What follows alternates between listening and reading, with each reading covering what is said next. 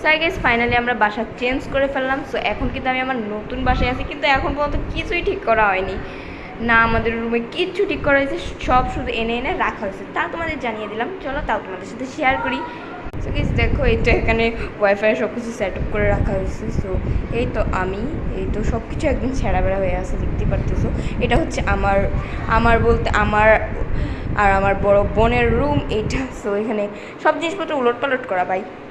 আমার রুমটা সাজানোর পরে তোমাদের দেখি কেমন লাগবে এটা অবশ্যই জানাবা, আর আমাদের রুমটা এমনিতে কেমন দেখতে এটাও তোমাদের কাছে জানতে চাই আর কি আমি। সো তোমরা অবশ্যই জানাবা।